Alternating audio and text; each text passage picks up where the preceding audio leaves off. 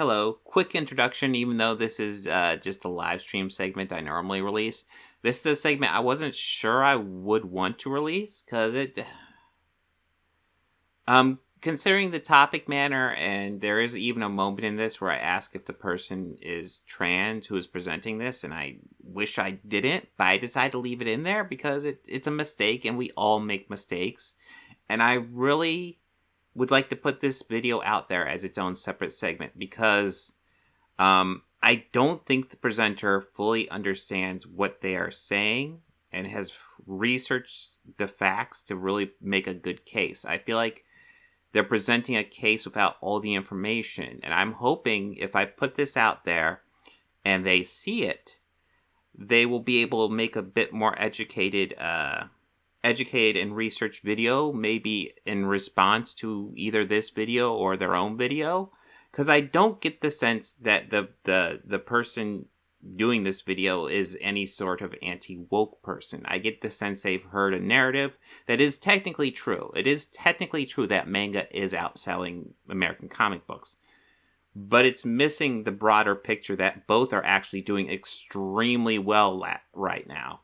So the fact that manga's outselling American comic books doesn't really matter because they're both just knocking it out of the park. And I hope this makes it clear, and I hope, like, if the person who made this video, which I do hope they watch this, I hope they don't take offense to some of the things I say, because I didn't mean it, and it was just, it happens when you live stream, you blurt out some stuff that maybe you shouldn't. And I do apologize for that, but I want them to, at least look at some of the data I present them, and think about this more critically. That's all I ask.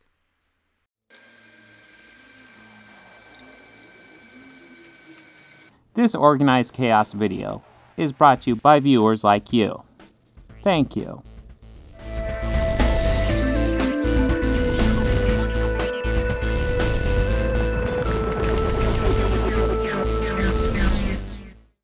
Okay. Native Legend made a video about comics. The final movie of what is possibly the ultimate Disney Channel movie series. Okay, Native Legend. I've not heard of this YouTuber. I'm not seeing any... Wait, the real reason manga is beating comic books? Done 2 months ago. Negative. That's the thing. Comic books are doing... I brought that up before in the other stream. Comic books are actually doing really well. Is manga doing better? Maybe. But comic books are still going up. So, like, if the industry is doing well, why does it matter that manga's maybe doing better?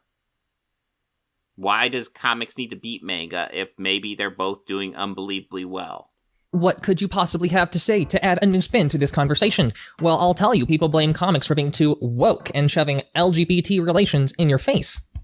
And I actually kind of agree, but not in the way you probably think. First of all, when it comes to comics right now, I see that comics has a lot of the same problems that Hollywood does. They want to do stuff that's safe. There isn't a lot of risks. Have you seen DC? Yeah, this is weird. Accelerate. I kind of want to go through it faster, but it's weird. These lineup of comics, half of them are Batman. And don't get me wrong, I love Batman. I love Batman a lot, but even I don't read all the Batmans. Well, I guess you're just a fake fan then, aren't you? No, I'm just a ding-dong that also likes to read manga, and I can't read all the comics. I like to think of comics and manga following the same road as Hollywood, where right now there's so much boring in Hollywood that people are actually starting to watch foreign films more on, like, streaming services. And if you actually get the common person to read when watching a movie, you know that Hollywood is really screwing up. But more importantly, touching back on the whole wokeness issue, that's not the core of the problem. It's not the inclusion of more queer characters. It's really just how it's delivered. Manga delivers on that way better than how comics deliver on that. When people talk about comics, they talk about a gay character being shoved in your face. And a lot of times, they kind of do, especially when you compare it to manga. In manga, for lack of a better way to word this, the queer characters are just there. If the story doesn't revolve around them, then typically they'll let you know that they are not straight or cis, and they'll just keep moving along instead of dwell on it like they do in comics. I know it's not manga, but I could use an example. I don't have anything to counterpose it. Yeah, I do comic books occasionally do that, sure, but I'm sure manga occasionally will do that too. Unless maybe Japanese, I don't know what Japanese culture is like. Maybe they don't allow that. But like, and actually having a character possibly explore their sexuality probably isn't a terrible thing for a teenager to read and understand that's a normal thing that someone might do. That doesn't seem crazy. I without specific examples, it's tough to know where we're going for here. Usually think of Zombieland Saga whenever I think of an example of this, because one of the characters we found out eventually just ended up being transgender. But at least in the story, it was actually like relevant to the plot and to that character. There wasn't any build up. They didn't really sit on it. They just it's just there. They tell you their backstory and you need to let you know, hey, this is a thing. We're gonna use this to progress the plot. After that's done, it's done. We may touch up on it a little bit later, but it's mostly just done. And honestly, that's pretty relevant to. That's pretty similar to how it actually happens in real life, you know? You get to a point where your friend feels comfortable enough around you to where they just go, hey, I have something to tell you. By the way, I am attracted to guys, or I am not a guy. It always does, it never really feels like there's a show around it when it's not a specifically queer. Well, it might, like, I don't know if, maybe I shouldn't ask questions, but yeah, we're not necessarily talking about the perspective of the person as a side character. Well, if they're the main character, it might mean a bit more to them to do the soul searching. Story. And I'm saying, is this a trans person?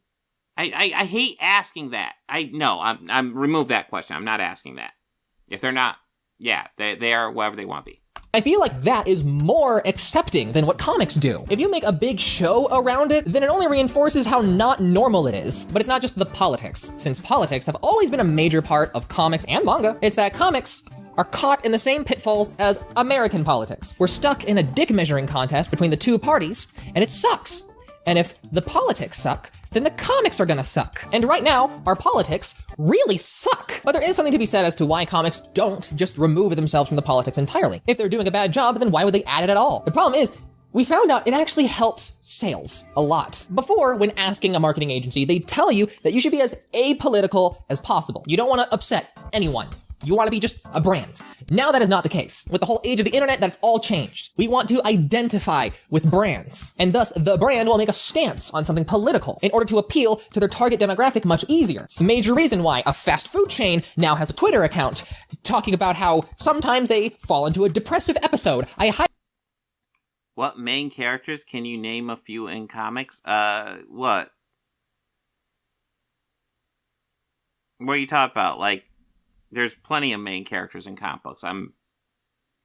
Mikhail, I'm not 100% sure where you're going with that question. Maybe the one, yeah, that's his point. Why does he need comics to be less stories about transgender? I don't know.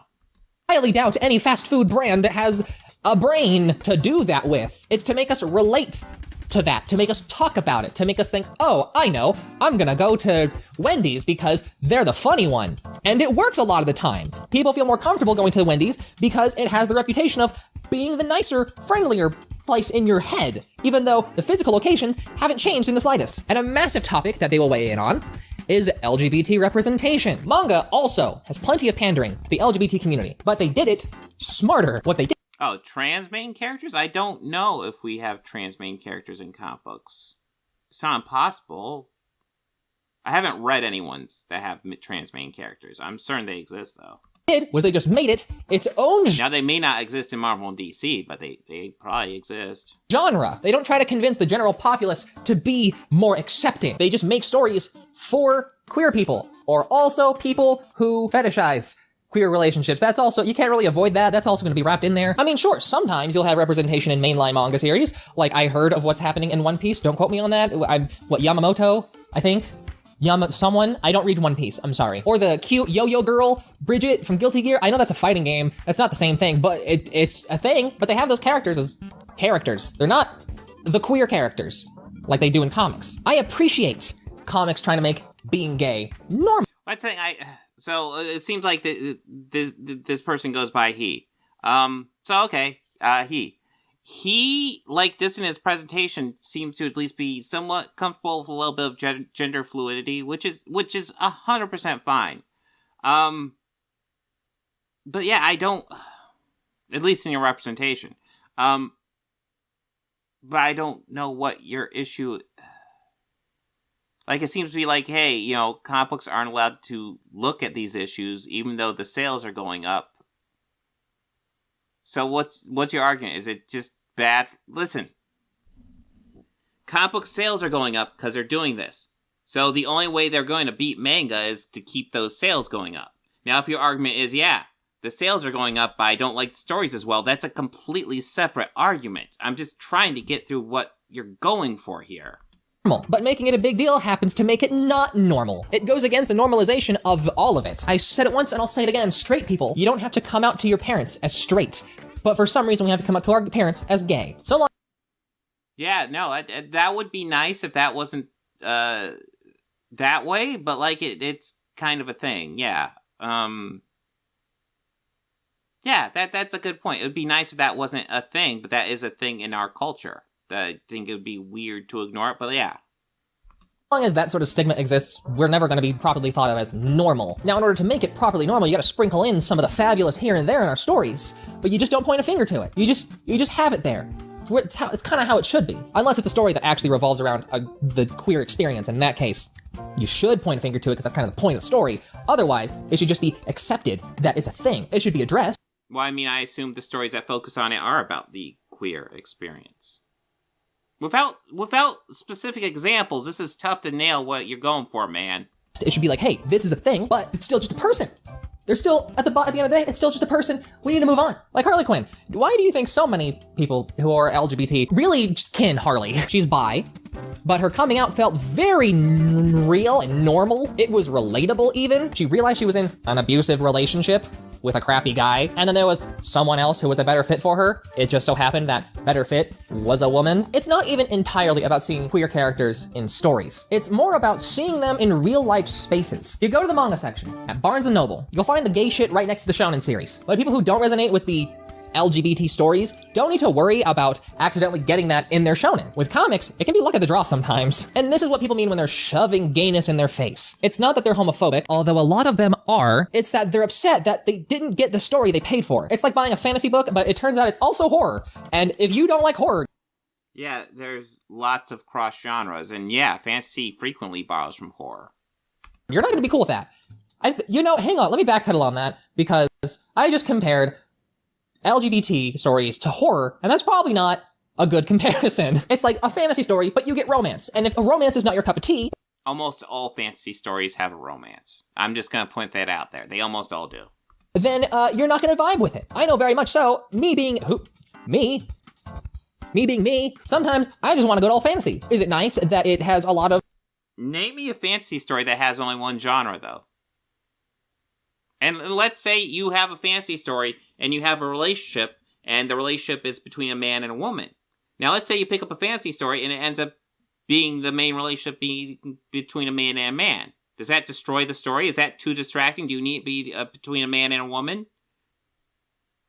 These aren't good examples. Of LGBT representation? Sure, I like it. I don't necessarily need that there. Sometimes I want to just distract myself from the everything that is this and just have escapism. Of course, it's never going to be the luck of the draw with the big moneymakers. You aren't going to see much of a shakeup when it comes to series like Superman or Batman. They aren't going to risk angering the readers when it's their cash cow. That's one of the times they'll actually try to stay out of politics as much as possible. But a series dedicated to Poison Ivy? Sure, why not? Superman? Yikes, probably not. Superman's son? Sure. Don't get me wrong, it hurts that we have to make LGBT stories into its own genre. It feels like we're never truly gonna be accepted. But the point is, we are a minority with a very unique experience, that of which the majority of people... Okay, so they identify as LGBT. Okay. ...will not understand, and you cannot make someone accepting of these kind of people. At least not in the way that comics have it. Well... That's why you put it more out there in media. Yeah, not all the stories are going to hit, but you put it more out there in media, and then it just becomes normalized from our perceptions. Doing it. Changing someone's mind requires them to be willing to change their mind, and that requires a lot of work and a lot of patience. Changing someone's mind is an art. Do not get rid of the LGBT characters in comics. That's not what I'm saying at all. But learn how to deliver those stories in a manner that doesn't distract from what the target audience wants. Clearly, the LGBT community is a market that should be appealed to.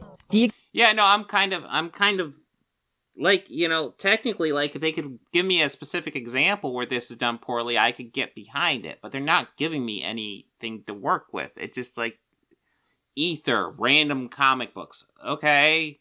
I'm sure there's good and bad examples in comic books, and I'm sure there's good and bad examples in manga, too, if you pick through it. Existence of Pride Month sales is proof of that. But in comics, it's approached wrong. You can't blame them for making certain characters bisexual when making the son of Superman bisexual leads to massive sales, so long as it pisses off enough people to get major media attention. I think the smartest thing that DC did was put the pride flag on specifically LGBT stories, because that aligns a lot more with what manga is doing. But the whole wokeness conversation aside, that's not the only reason why comics are failing. It is hard to find comics. But comic books aren't failing. Yeah, you get them online now, mainly.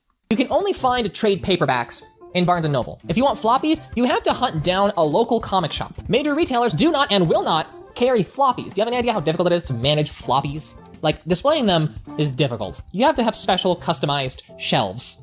They don't want to deal with that. You do not make your target audience come to you, you go to them. And which is currently the problem with what's happening with floppy sales. The only reason floppies even really exist now is because we have grading companies and there's a whole collectability aspect to it all, which, so long as there's people like that, we can sucker money out of collectors. Do you really need all 5 different covers of one issue? No, but people buy them anyway. I see people walk into my local... This feels like an unrelated topic, but sure. Comic shop all the time, like, hey, I got this alternate cover for you. I'm sure you're gonna like it. Wow, it's a lenticular. Whoa, who cares? Floppies, in terms of sales, are a the collector might. Risk. It's common for an issue to run in the red until the trade paperback comes out. Manga doesn't have this problem. They tried releasing individual chapters, like in Shonen Jump magazine or in like Dark Horse Comics, the one once upon a time, and that didn't work. So they switched it to single chapters being released digitally, and they sold volumes. Comic books have been doing that a lot too. There's lots of digital comic books, which Comicsgate for some reason doesn't want to do. Are literally just trade paperbacks. But for manga, trade paperbacks are omnibuses of floppies. Volumes are omnibuses of chapters. And sometimes volumes will have omnibuses of volumes. We see it all the time. You just get more for your money with manga every time. But not only that, look at how they set up where they do the same thing with comic books too. What are you talking about? You see manga compared to comics. And yes, I'm going to hyper-focus on Barnes & Noble because, like, what other major book retailers are there? Not a lot. Borders is gone. Barnes & Noble is on the rise. Barnes & Noble is becoming like Target, where like a bunch of people, including me and my friends, will just go there and just hang out. It's become a hangout destination. Since the malls suck now, Barnes & Noble and Target is where we go. You walk in, the manga is right next to Starbucks. Okay, so I get Barnes & Noble. Why do you hang out at Target? So the sci-fi, the fantasy, the romance, all of the most popular genres in modern literature. And I'm betting they pay to be placed there. If Walmart and Target make you pay for where you want your toys to be placed in the toy aisle for the best optimal discovery, I have no doubt Barnes & Noble is doing the exact same thing. But did you notice, comics are no longer in the same place as manga anymore? Now comics are off with the politics and the nonfiction section, close to the area. This might be their specific Barnes & Noble, because the last time I was at Barnes & Noble, which was like a month or two ago, it was the same area Of dying physical media, like DVDs and CDs. The only reason that section is still justified is because of the resurgence of vinyl records. And also there's people who collect CDs and DVDs. I don't understand that. There's people who do that. There is a market out there. It's falling, it's dwindling, it's not dead yet, but like, we're clearly switching to an all-digital age. And this sort of setup, where the location of comics versus manga, solidifies that manga is for people who are young and want to hang out with their friends, while comics are made for We've spent quite a few minutes on an example that I believe is just for their specific Barnes & Noble. That's not a good example. Like, how many Barnes & Nobles did you go to and find this? Because I haven't seen that at my local one. Well, local. It's a little bit away, but yeah, it's manga and comic books pretty close to each other. Older demographic who still cling on to inferior forms of media. And if comic companies realize that that's their audience, then fine. I can't blame them for wanting to shift over there because that's where their target demographic hangs out. That's where they gravitate toward. But it's still a sign that they're losing. There are some things that comics have been doing in order to better appeal to new buyers. Everyone knows that jumping into a series with like 100 issues is daunting. That's true for both comics and manga. Just look at One Piece. I'm never reading One Piece. It's become a chore. Yeah, no, there's lots of naivete. God, I think this is my last video. I'm a little bit burnt out. But yeah, this is it's not great takes. It just feels like not particularly well researched. Like, they saw the line that manga's outselling comic books, and now they're doing a video based on that whole premise without really researching that premise and figuring out, oh, they're both actually selling very, very well. They're both going up quite a bit.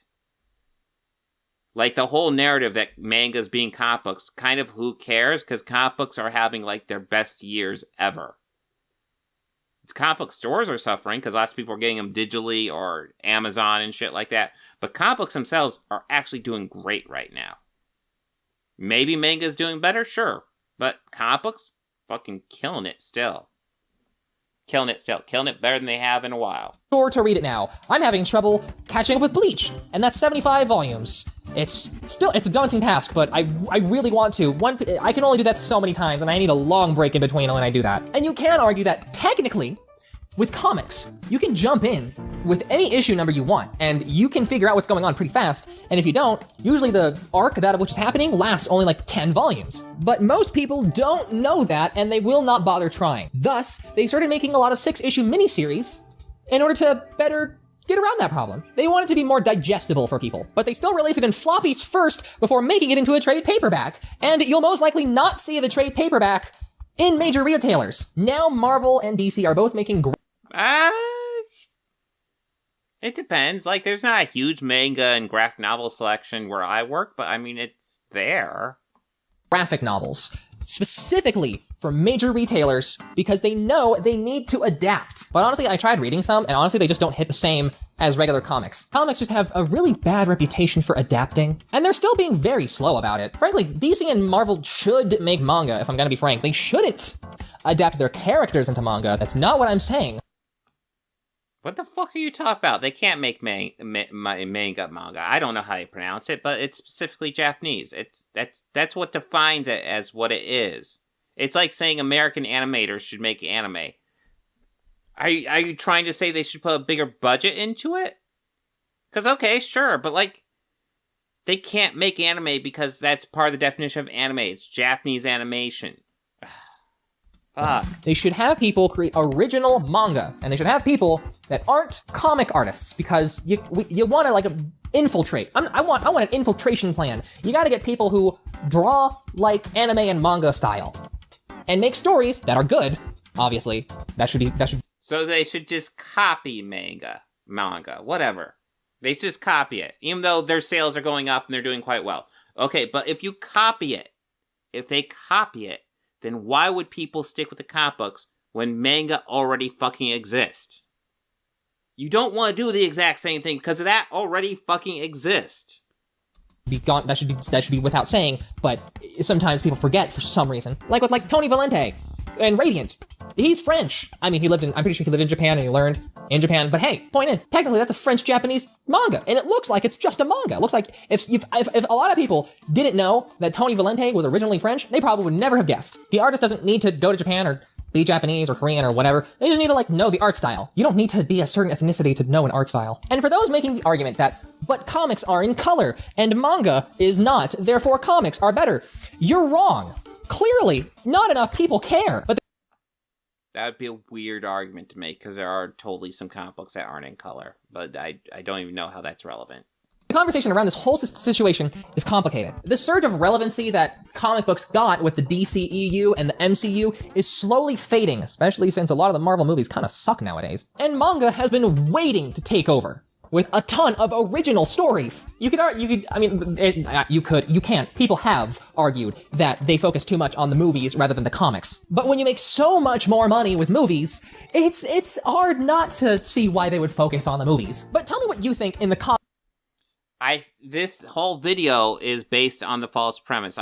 Listen, I already did it in a video not that long ago, but we're gonna go ahead and go over those comic book sales once again.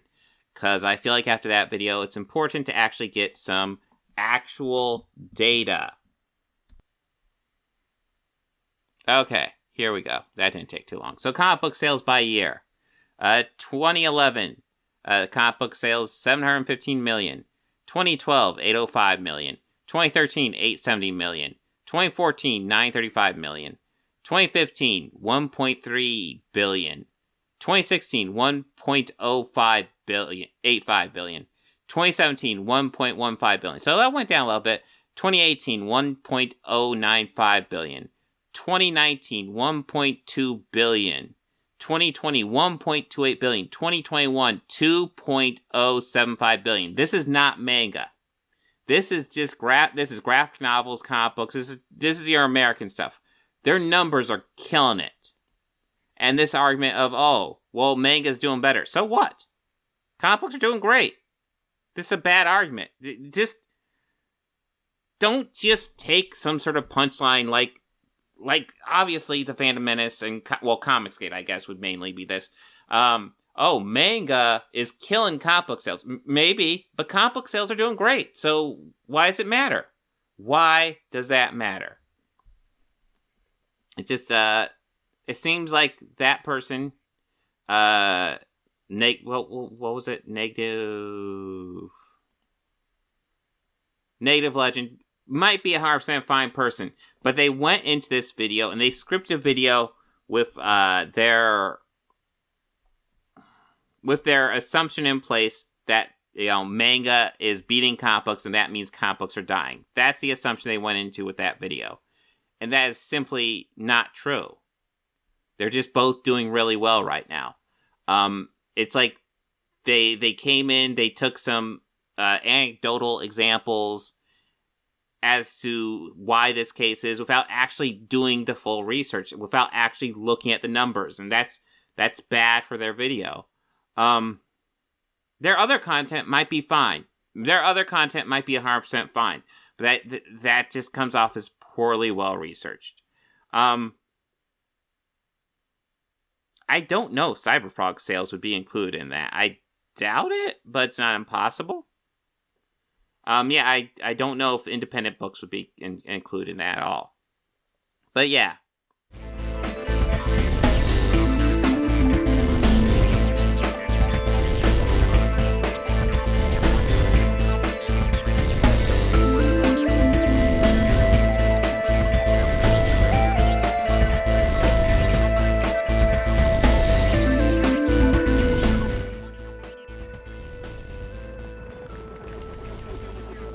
Books, records, films, these things matter. Call me shallow. It's the fucking truth.